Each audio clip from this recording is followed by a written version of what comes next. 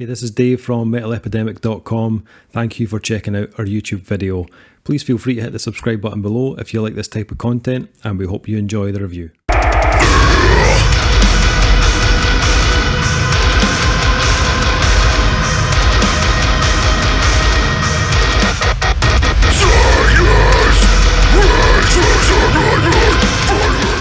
What is up, guys? Dave here from Metal Epidemic, back with another album review. And for this review, Duncan Kyle and myself have been checking out the new release from UK Deathcore unit, Bound in Fear. The band's new EP, Eternal, will be released on March 12th via Unique Leader Records. So, these guys have been active since around 2016, and so far have released an EP in 2017 called Regicide, and then their debut album, The Hand of Violence, in 2019. Now in 2021, Bound in Fear will follow up with Eternal, a collection of 5 songs crafted with detailed soundscapes, a result of increased collaboration within a refreshed lineup, and a hunger for ever more extreme compositions, sounds and tones. The EP was produced by Keir Campbell at Cascade Mixing and Mastering. Keir is also the guitarist in Defilement. So, Bound in Fear, gentlemen. Little confession to make. I thought I'd heard Bound in Fear before. In fact, when I spoke to you guys, maybe it was last week, I was like, yeah, Bound in Fear, the new release is in, we'll check that out, we'll review that on the next set of recordings. Turns out I was thinking of a completely different band. Oops. I was thinking of AC/DC. I mean, it was, yeah. They don't even sound alike, Dave. I don't even know how you could get them muddled up. I know. You wouldn't believe I review albums my spare time, would you? It wasn't until I started reading the press release, I noticed they're from the UK, and I was like, oh, wait a minute, this is the wrong band. Similar styles, but not the same band. But anyway, on to the new EP from Bound in Fear, Eternal. Not going to lie, gentlemen, my neck was hurting after I listened to this for the first time. I need one of those neck collars. You know, those like white things, I think my gran has one. I might get a loan of it, actually. We've started a Kickstarter for you. Oh, yeah, thanks, Jess, thanks. It's the Save Davy's Neck campaign. Yeah, all we could find was one of those dog ones. Yeah, it would be kind of shocking. It would be kind of shocking if you have to have the same operation as Tom Araya, to fuse your neck, and he's been, he's gigging, touring for 30 odd years, headbanging, to get that injury, and you got it from listening to a couple of albums in the house. I'm just saying, there's an offset. 23 minutes of crushing deathcore, Duncan. My neck is fucked. Every track on this is just built to headbang to. Every single one.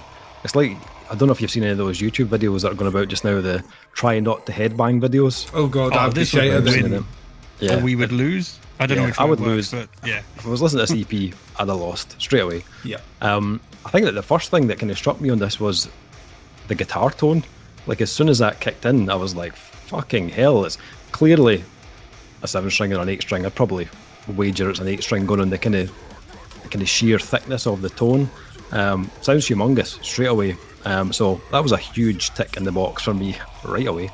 And kind of due to the kind of style and the kind of tempos this band use, I felt it really stood out on the release. But what I liked was it didn't drown out the bass, which a lot of times, like when you listen to a lot of kind of deathcore releases, that there's so much kind of bottom end coming from everywhere else that the bass kind of disappears into the mix. But you could really hear the bass, especially if you listen to like Left to Drown. I think it's track 2. I think you can really hear the bass coming through, which I really liked. It's not something you hear that often on deathcore releases. It's usually just kind of there as a kind of thickener, you know what I mean? But the kind of tempo of this EP I wanted to pick up on, I find with a lot of kind of deathcore bands, they still tend to have that, like, kind of the death metal traits as a main kind of element of their sound. The blast beats and the ultra fast riffage and stuff that's kind of mixed with bits of grooves and stuff.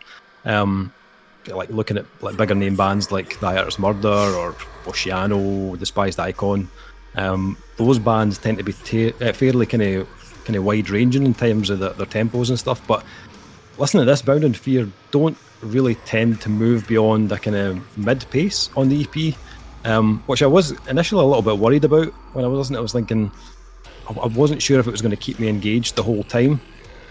Because sometimes you need that little kind of switch in tempo, just something really quick, just to keep things kind of engaging and interesting. But surprisingly, I actually didn't find it a problem at all in Eternal. They don't go like super fast in their tempos, but they do switch it up from time to time. As I said, they kind of move into kind of more mid-pace kind of tempos every now and again. But they also go down a more kind of sinister route. I suppose you could kind of liken them to, like bands like Oceano and more recently Distant, probably, where they kind of use a lot of atmosphere and that kind of eerie lead work and stuff. That element almost gives it like a kind of like this kind of change and contrast in each track. It works really well on the EP, I thought, especially tracks like My Mind, My Prison, where you're getting like a kind of some kind of punchy hardcore qualities from some of the riffs and drum grooves, but it's got this really ominous kind of background to it. It puts a kind of gloomier spin on the whole thing. They totally kind of double down on that on Ever Black, which is track 4. Probably the most kind of atmospheric the band sounds on this EP. It's still kind of littered with kind of various discordant riffs and big grooves and stuff, but there's a lot more kind of cleanish chords, and again they go quite big on the background atmospherics and lead work. I thought that was quite a smart move, to be honest, adding a track like that where they kind of ramp up the ambience and the kind of reverb and stuff. It creates again another kind of shift in dynamics on the EP before they kind of lay you out with that last track, The Harrowing it's called. I liked a lot of this, to be honest. I think it works especially well as an EP. Because it's only 5 tracks long, it doesn't really get the chance to become repetitive in any kind of way. I think there's enough going on for me anyway, rhythmically and sonically, to keep me interested till the end of the EP. Vocally as well, the vocalist Ben Mason, I think he does a really good job in the EP. I really liked his tone, even though he's got a really kind of like filthy kind of roar to him. It's very clear, sounds very audible. You can actually hear what he's saying, which is again a bit of an oddity on these kind of types of releases. But he does it, and he switches up his tone as well throughout the EP, from going from the kind of guttural stuff right through into the mid-range, a little bit of high stuff as well. There's a little bit of tonal melody as well. The track called Cardinal Sin, there's a little bit of that kind of tonal stuff coming through as well, which I quite liked. Yeah, quite enjoyed it. Indeed. Duncan, what did you make of this one? I'm almost there with you, almost. Okay. There's a lot on here which acclimates itself to my taste. I know what you're saying. You would expect like something a bit more ferocious tempo wise to fit in with the genre it's in.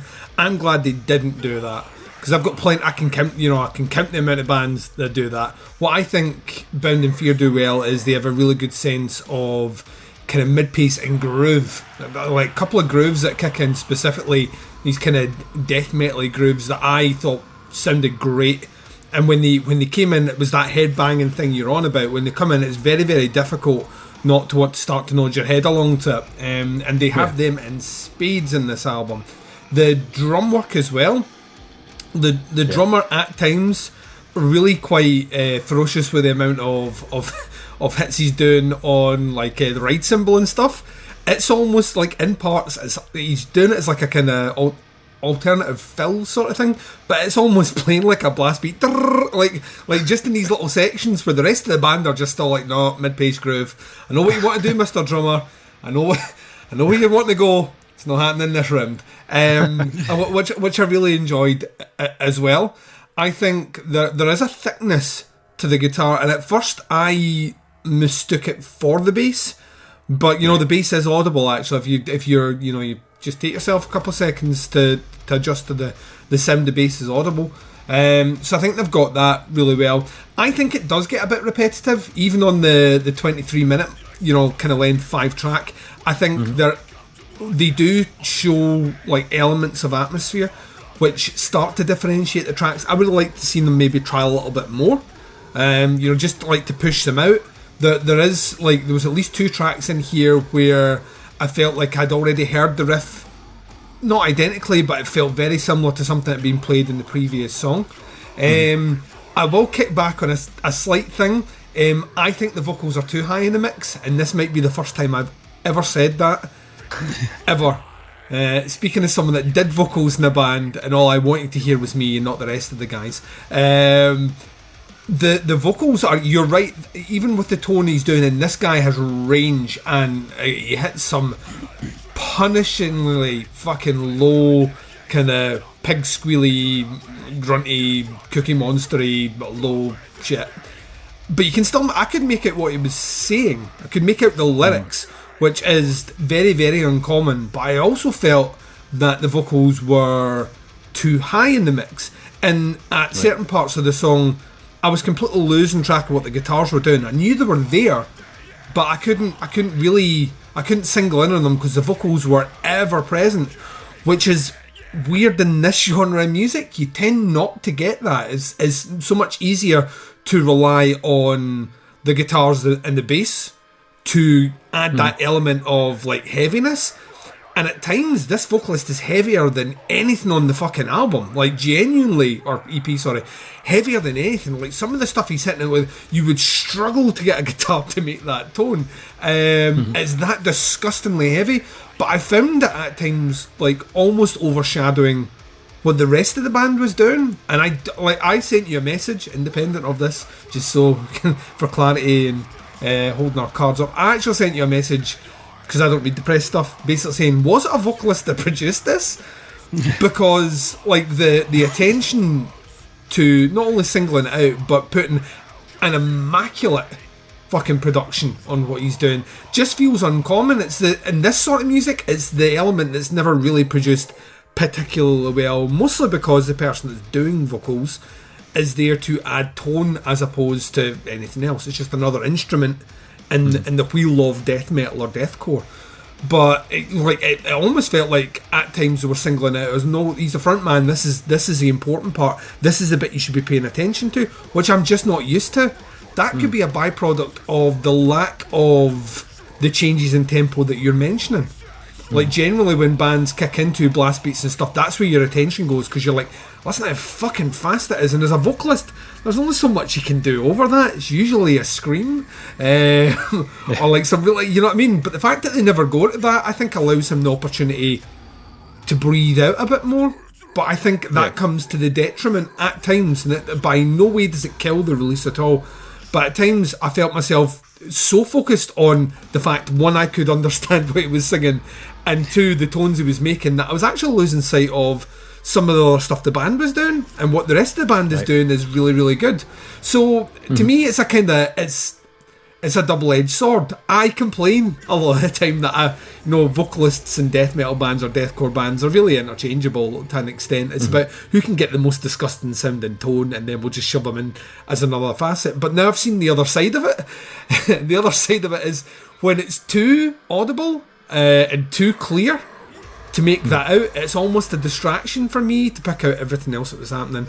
So it's at times incredibly fucking heavy, at other times like ladled with really sinister atmosphere. It does my heart good for you to say that they're a British band, but I think they're, it's starting to edge a little bit into the right, it's a bit too samey, and then there were elements where, like I say, the vocals were so ridiculously clear in the mix. I couldn't keep track of what was going on.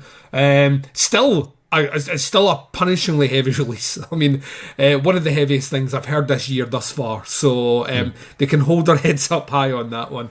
But yeah, that's like I say, I'm still unsure as to whether I hold it as a detriment or whether I actually think it's something we should marvel at and more bands should try. I'm being conditioned the other way, so it might take a bit more listens to break me out of that. Cool. Kyle, the Dream Killer. What you got to say about this one, big man? Dream Killer. You know what? I like that one. I'm gonna put that on my tombstone. Here lies Kyle Sevenoaks, Dream Killer. That's it. That's all you need to know. Yep. Thanks, so Dave. many bands. So many bands. Wait, there was one band last week that loved what I said about them. Well, this is true. Yeah, you never know what's going to come out of Kyle's mouth. Yeah, I mean, 1 in 35 bands that we've reviewed recently have come back and said that Kyle was right. And the other bands send footage of them playing the drums to show you that they can play the drums. So that's the other side that doesn't make it to this. The drums. Yeah. No, I'm glad no there's trickery. such a good response to what I'm saying. Yeah. There is no trickery on this release. Look at me. I'm doing Fantastic. I'm glad. I'm very happy. That makes me happy. Very happy. It does. Genuinely. You can't tell it in my voice because I'm from England and nothing English people say ever sounds happy. But I mean, I genuinely am very glad that they can play the things they say they can play. But this release, they definitely played on it. They definitely did. Excellent. I agree with what you said about the vocals of the mix. It's like, whoa, that's a lot of voice. Oh my word. But I mean, it kind of works because when you can hear what he says, you can hear what he says. And the messages behind the things, they're actually quite, it's not the worst messages. It might not be the deepest thing, but it's the lyrics are there and they have a meaning behind them. And he's trying to convey something to you. And that the fact you can hear it, I think is a good thing. Like you said before, when a vocal is just another instrument, it's like, well, are you actually saying words or are you just going burr, burr, burr, So it's like the fact that you can hear what he's saying, I really, really enjoyed, because it's not often that you can, like you said before. So that was really good, and the mix was very good. The riffs though, the riffs, some of them were it was down-tuned. I mean, I love down-tuned stuff, everybody knows this, but holy crap, that was like, that was so fun. And you could hear the bass. I was like, yeah. That was amazing, especially like on the second track. What's it called? Left to Drown. And I was like, that's some bass. That's not just a thickener. And there's no thickener track in there. That is bass. And it was so good to hear it. Yeah. And I like that they're playing very tightly as well. It's probably, I don't know if it was just production, but it didn't sound like just a production trick. So they're very, very, very good at what they're playing. And I really enjoyed it. The riffs were super heavy. And I really liked the mid-pace of it too. Yeah, I know you touched on it before, and I love mid-paced metal. I think it lends itself to heaviness. If it's too fast, it gets like thrash and speed metal stuff. I don't think that's as heavy. It's my personal taste, but I don't feel that's as heavy as more slower, more mid-paced stuff when you can really let a riff or a vocalist or anything open up and really just hit you where it counts. So they did that all the way through this release, and it was great, and I really liked it. I enjoyed it. I listened to it like 4 times. I enjoyed it, and I enjoyed the whole thing. And the fact it's only 5 tracks, so it doesn't outstay its welcome. But the fact it's only 5 tracks, I was like, it could have been one more, and I still would have loved it. So I mean, a lot of good things to say about this. The only thing I've said is maybe take the vocal down just a touch, just like, I don't know, a couple of decibels. That's it. But I mean, that was what I would have done. It's like, well, that was, like Duncan was saying, a lot of vocal. It's almost shocking to pick, because you don't expect it at all, and then you don't. The second thing is you just don't expect to be able to make some of the not a lot of people can make some of the tones this guy does, but the second point, to be able to make out the words that he's actually doing while doing that's the thing, the techniques he's using and actually enunciating things so you can hear it. I don't think it needed to be that loud, but I mean, they did what they did and they're standing by it, so I mean, I liked it. The first time I was like, oh, that's loud, but then I got used to it, so it wasn't playing in my mind the whole time. Not like you, where you couldn't hear what the guitars were doing. I didn't have so much trouble figuring that one out, but I loved what the guitars were doing. The riffs, one of the riffs in, I think the opening riff for, I think track 3 is just like took me back, like, okay, this is some serious shit. Yeah, enjoyed it a great deal. Yeah, it's an EP that benefits from being played really loud. I tried this on various headphones, and I even played it in the car as well. Give it the car test as well. Oh, sounds fucking awesome, really loud. Yeah, it really does. The only thing that worries me is I'm not 100% sure how this will go down in a full length. I think there may need to be more. Switch up some of the tempos. Yeah. I think, doing it all mid-paced. It's like a fast album. You get exhausted doing all mid-paced. You'd be like, you get a bit, not bored, but you'd want it to go somewhere and get a bit. So I think they know that. That's what they did in EP. Yeah. I think, as an EP, it's heavy as a motherfucker. And in the riffs department, the atmospherics, the lead work, I thought they added a really cool, ominous, kind of tense coating to the whole thing. And the production is crushingly heavy. I have a small correction to make as well. In the message that no one read except me and you, I likened this band to the wrong band. Because I think what I said was Between the Buried and Me, which is not the right band. It's Bury Your Dead is the band that it reminded me of. Specifically Bury Your Dead. And it was all to do with the pace and the grooves. Right. And it wasn't until much later on when I was like, you know that way where you like you're sitting and you're trying to clear your brain and all of a sudden you're like, And then I was like, that's not the band I'm thinking of. And then as soon as I hit a track, I was like, no, that's not the band I'm thinking of at all. So yeah, Bury Your Dead is what it reminded me of. Bury Your Dead are much more polished. But yeah, that's who they reminded me of. Like a heavy, much heavier Bury Your Dead. Yeah, I can see that. I can see that. Yeah. Yeah, I think it's really good. I don't like if I have any like minor criticisms about it. I don't think it's anything I haven't heard done before in this genre. But aside like from being able to hear the vocals. Yeah, yeah. But like as my kind of first taster of Bound in Fear, I definitely check out whatever they do next. I did enjoy it. Okay, so rating wise, for this one, I think initially with this, after my first few listens, I was probably sitting about 3.5 out of 5, and I thought that was going to be my final grade. And I listened to it again twice today, because it's a really good little kind of palate cleanser in between longer albums. I was listening to stuff today, and I kept going back to this in between because it's only like 20 odd minutes. So I gave it more chances to kind of listen to it and kind of get used to it. So I'm sitting about a 4 now actually after giving it more time today. I think that kind of short length really benefited it. That kind of repeat listen factor really works. So I'm going to go 4 out of 5 on this one. Duncan, what are you thinking? I'm sticking with your original grade. It's 3.5 from this guy. Cool. And Kyle? I'm going to go with a 4. Yeah, no, I really liked it. Nice. Next one. This one drops on March 12th on Unique Leader Records. The EP is called Eternal. If you want to check out the band, it's facebook.com/bound in fear. I'll put a link in the description below to their Facebook and any pre-orders that are available. That is the review. Thanks for checking it out. Much appreciated. We'll be back with another review very soon. But until then, take care. Speak to you soon. Bye, everyone. Goodbye.